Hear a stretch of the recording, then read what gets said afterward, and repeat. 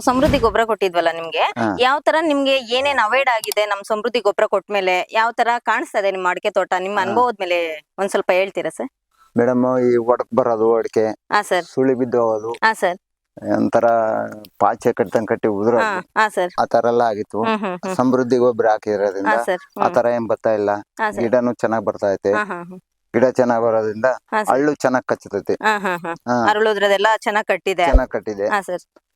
ಬುಡದಲ್ಲಿ ಹಾ ಮೆತು ಬರ್ತೈತಿ ಮೇಡಮ್. ಹಾ, ಮಣ್ಣಲ್ಲಿ ಗ್ರೋತ್ ಭೂಮಿ ಮೆತ್ತು ಬರ್ತಾ ಇದೆ ಮೆತು ನಿಮ್ಗೆ. ಬರ್ತೈತೆ. ಹಾ ಹಾ ಹಾ. ಹೌದು ಹಾ madam. ಸರ್. ಇಳುವರಿ ಎಲ್ಲ ಚೆನ್ನಾಗಿ. ಚೆನ್ನಾಗೈತೆ ಮೇಡಮ್. ಹಾ ಸರ್. ಮತ್ತೆ ಹೋದ್ನೇ ಸರಿ ಎಷ್ಟು ಹೋದ ವರ್ಷ ಎಷ್ಟು ಕೊಟ್ಟಿದ್ರಿ ಇದು ಅಡಿಕೆ ತೋಟನ? ಈ ಸಲ ಎಷ್ಟು ಕೊಟ್ಟಿದ್ರಿ ಸರ್? ಹೋದ ವರ್ಷ 310 ಕೊಟ್ಟಿದ್ವಿ ಹಾ ಮೇಡಮ್. ಸರ್.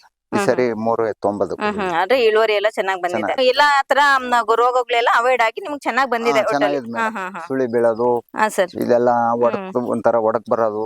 ಎಷ್ಟು ವರ್ಷದಿಂದ ಯೂಸ್ ಮಾಡಿದ್ರಿ ಸರ್ ಸಮೃದ್ಧಿ ಗೊಬ್ಬರನ? ಸಮೃದ್ಧಿ ಗೊಬ್ಬರ 2 ವರ್ಷದಿಂದ ಯೂಸ್ ಮಾಡ್ತಾ ಇದೀವಿ ಮೇಡಮ್. ಹಾ ಸರ್. ಮೊದ್ಲು ನಮಗೆ ಗೊತ್ತಿರ್ಲಿಲ್ಲ. ಈ ಕಡೆ ಬಂದದ್ರಿಂದ 2 ವರ್ಷದಿಂದ ಯೂಸ್ ಮಾಡ್ತಾ ಇದೀವಿ ಮೇಡಮ್. ಒಳ್ಳೆ ಸೈಜ್ ಬರ್ತೈತೆ ಬುಡ. ಬುಡ ಮೆತ್ತು ಬರ್ತೈತೆ ಮೇಡಮ್.